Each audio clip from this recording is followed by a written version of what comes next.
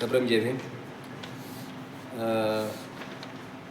The Buddhist society of India तथा भारतीय बौद्ध महासभा यांच्या वतीनं आपल्या अक्कलकोट शहरामध्ये अनेक वर्षानंतर म्हणजे जवळपास 20-25 वर्षापूर्वी कदाचित झाला असेल माहिती नाही, पण अनेक वर्षानंतर पहिल्यांदाच भव्य धम्म परिषदेचं आयोजन करण्यात आलेलं आहे.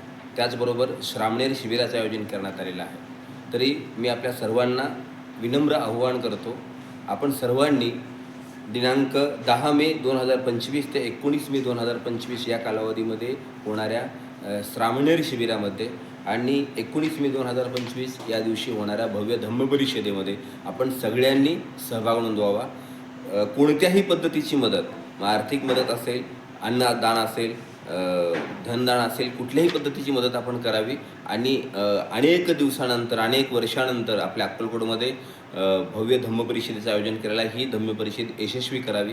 अक्कलकोट तालुक्याच्या परिसरातील कर्नाटक असेल, मराठवाडा असेल, या सगळ्या भागातील तमाम आंबेडकर प्रेमी बुद्धिस्ट नागरिकांना नम्र विनंती आहे, आपण सर्वांनी अत्यंत सढळ हाताने या उपक्रमाला मदत करावी आणि मोठ्या संख्येनं यामध्ये सहभागी व्हावा. आजच्या ह्या सगळ्या वातावरणामध्ये धम्माची जाणीव होणं खूप गरजेचं आहे.